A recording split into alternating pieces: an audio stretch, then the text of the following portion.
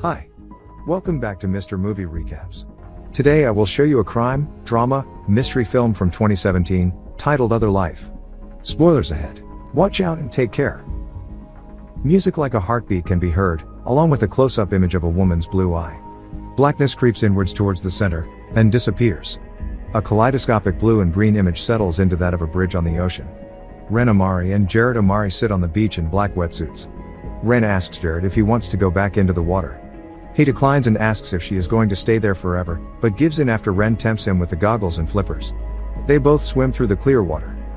Another kaleidoscopic image settles into a view from a building window. Ren opens her eyes with a stream of black fluid dripping from her right eye. She is sitting on the floor, surrounded by empty plastic eyedroppers. A countdown clock shows that Other Life will go live in a little over 6 days. Voiceover begins from Ren sitting in an interview with the TDA, a drug administration. An interviewer comments on her exceptional academic record which ended 4 years ago. Ren responds that it was due to an accident where her brother nearly drowned. The interviewer offers her condolences, but Ren clarifies that her brother had survived the incident. They discuss Other Life as a difficult to classify technology. Ren describes it, not as a drug, but as a biological software that allows one to program new memories, indistinguishable from reality on a chemical level. Ren visits her brother in the hospital. He is in a coma. She sets up a laptop and headband device to read his brain waves before she uses another eyedropper to drip the black fluid into his eye. Then, Ren is on the train, where she declines a call from her dad, Robert, before arriving at a busy workspace. A coworker, Byron, tells her to clear the approvals in her queue. Back in her other life, Ren jumps out of a plane and parachutes to the ground before she wakes up in a testing room with Byron. A cut back to the interview reveals that Ren's father has been vocal about the potential dangers of prolonged exposure to her technology. He fears physical symptoms could include seizures and brain death. Ren confirms that there are risks, as abuse of any substance could be risky. Ren describes her technology in a voiceover as she tests a hiking experience. She describes it as a script that the brain follows like it would any other memory, using pieces of the subconscious to create a perfect day. But, she also says that there is no chance of it lasting any longer than that. Ren tests a snowboarding experience in which she climbs a snowy mountain before snowboarding down. But the experience repeats, returning her to the cabin at the beginning of the day. She finds herself stuck as the setting warps and changes around her until Byron manages to get her out. By the time he does that, she had already gone through 6 days inside the experience. She insists she can fix the code and that they can still use it, because the snowboarding experience was going to be a big seller. At a sales meeting, Sam, the co-founder of Other Life alongside Ren, presents the idea of Other Life to potential buyers. He talks about it as viable free time in which one can experience full adventures before work or on their lunch break. Sam explains how Other Life was more than a simulation and could add years' worth of experiences to someone's life. He finishes the presentation by asking the clients what they would like to do with their other life. When Ren arrives, Sam introduces her as his co-founder and asks her to explain some of the science behind the technology. After the meeting, Sam and Ren disagree about what the company needs going forward. On her way out of the meeting, Ren encounters Danny, who was waiting for a date she had forgotten about. She apologizes, but says she has to work. Back at the interview, the interviewers read out loud from reports about how users can end up dissociating from reality. They state how such an experience could seem isolating. Ren and Byron work late that night to debug the snowboarding experience. The countdown clock shows Other Life will go live in about 5 days. Ren finds the error in the code and tests the new version without issues. They continue to work late, and Byron asks about the number of tests Ren has done. She tells him 482, which he compares to living about 20 days in Other Life during one real day. Danny comes in to deliver a report Sam had asked for on the long-term use of Other Life. Ren reveals she did not know about it as she reads it. She also asks Byron not to go to Sam behind her back. Byron thinks that the recursive glitch that they've been getting could be the key to longer simulations. He and Danny decide to go out for drinks, but Ren stays behind to keep working. She runs the swimming simulation with her brother again, and is again surrounded by the empty droppers from her tests. She records the result of her 340th test and states that it still needs more testing. The interviewers discuss medical applications of Other Life for brain and memory disorders, along with the potential moral issues considering that it puts ideas into people's heads. Ren insists she has no other applications in mind. Ren returns to her brother's bedside to try Other Life on him again. His eye twitches and she feels hopeful. When a nurse comes over, she hides her tech and asks him about it. The nurse reveals that things like eye twitches do happen sometimes. She leaves, goes home, and looks over the data. Byron and Andy call her about what she's missing during their night out, and she gets an email from her father about withdrawing her brother's life support. The next day, Ren visits her dad at the college campus where he teaches. They discuss other life, its morality, progress, and how it could help her brother. Her dad is worried about a glitch, but she continues to insist that it's just bad code. He insists that depression, anxiety, and other mental conditions could also just be bad code, except the brain is more complicated than that. Ren accuses him of giving up on her brother and claims that if he's conscious in there that he just needs a way to get out. Her dad states that he could unplug her brother without her consent and is merely asking for her support. Ren goes to work, angry. She asks another coworker named Cass for help with taking her files out of the system. Sam and Byron notice that the amount of nanite stock they've been going through is much higher than her reported tests. They ask what simulation she's using, but she won't tell them, just saying it is still experimental. Byron leaves and she talks with Sam alone. He proposes the idea of using other life as a prison, to rehabilitate people and allow them to live out their sentences in minutes.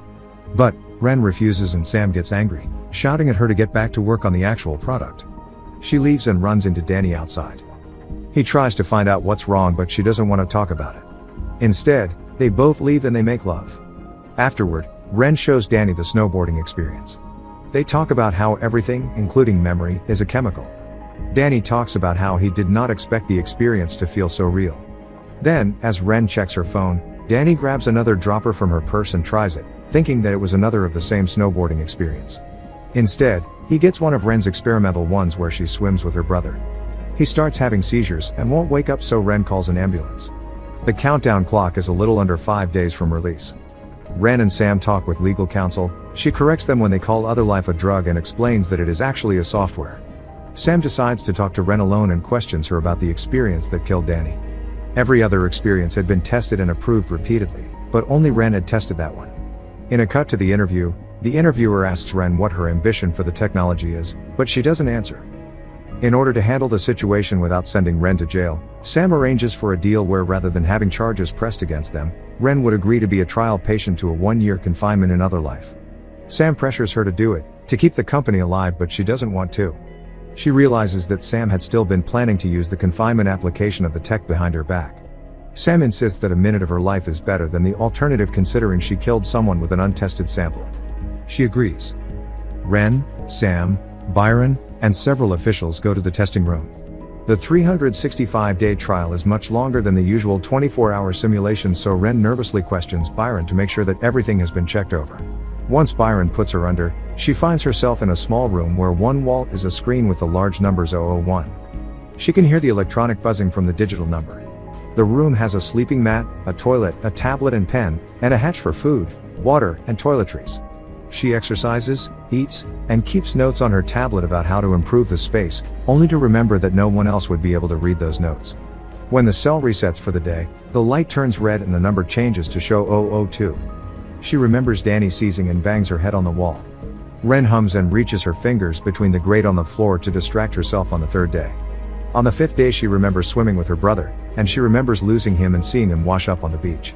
She promises her brother she won't forget him. She starts taking notes of people who woke from long-term comas and triggered those recoveries as the days go by. She argues with herself about whether or not her brother is truly gone, and whether she can actually return life with programming. Day 365 arrives, and she waits as the lights turn red. But, then the room resets to 001. Ren panics, and realizes that the exit routine did not work. She shouts, and starts breaking things. Eventually, she lays still in the damaged room, but hears wind whistling. She opens the hatch and finds a gap which she pushes at. Through the gap she finds and rips at a plastic sheet and climbs through into a warehouse-like room containing her plastic sheeting-covered cell.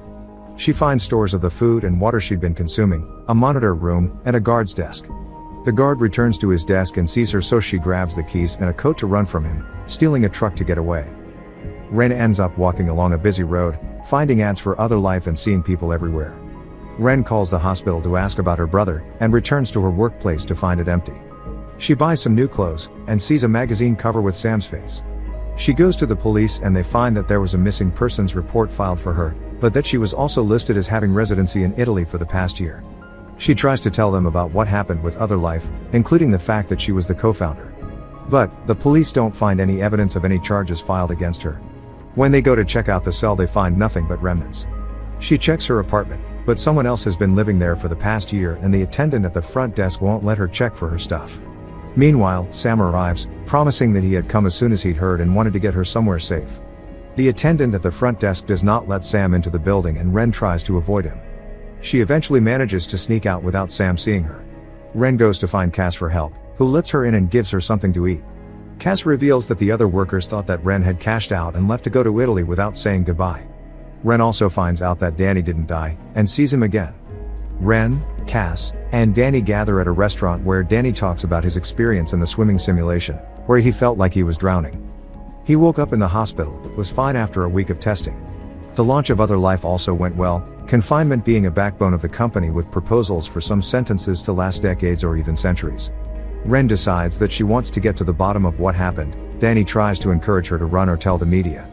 Ren reveals that she registered her dad's patent which he refused to use, with hope of helping her brother. But, that patent had now been stolen by Sam.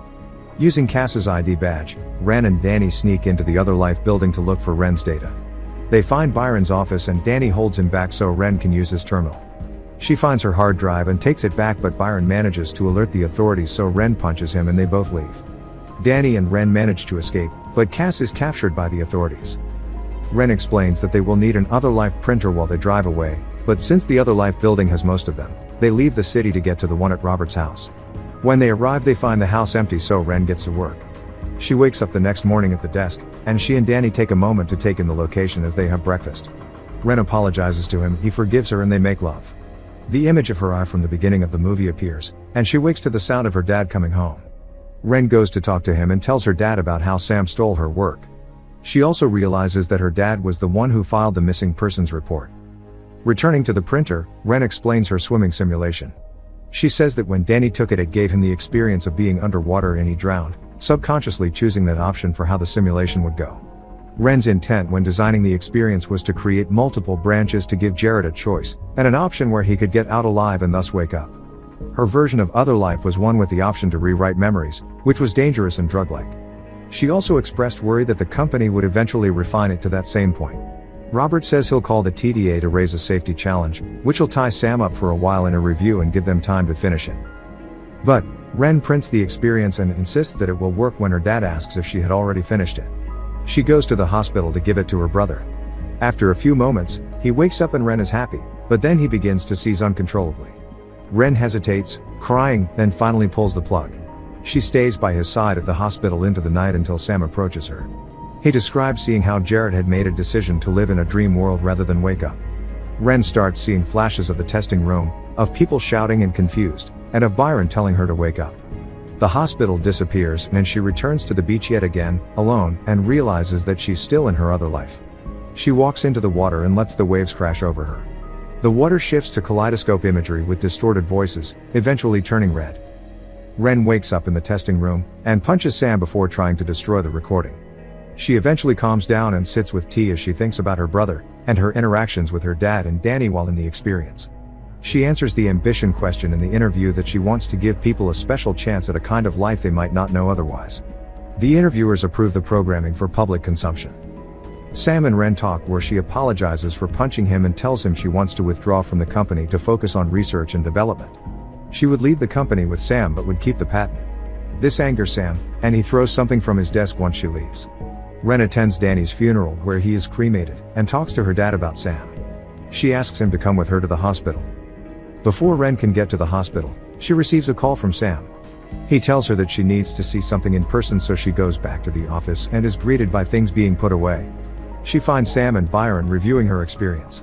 They realize that she had managed to break out of the prison, and get excited about it as a potential interactive experience. But, Ren refuses to help and tries to leave. Sam convinces her to sit down as he explains why she should help, but then he tries to force her back into the same experience. At first, Byron refuses to help until Sam tells him that the sooner he helps, the sooner Ren can get back to them, so Byron sets up the experience. Ren finds herself back in the prison, where she starts thinking her way through the days and she manages to wake up on her own. When she gets up, she wipes the fluid from her cheek and forces Sam into the same experience. Her and Byron watch as Sam goes through the days until the system crashes and they realize that they will have to wake him up or he could die. But, Ren waits to do so until he has gone through all 365 plus 1 days like she had. Sam wakes up, and Ren and Byron leave him to sob in the chair. Later, Ren meets with her father at the hospital and they mourn Jared's death. Ren returns to the bridge at the beach and watches the ocean. Make sure to subscribe and turn on notifications so you can watch more videos like this. Thanks for watching.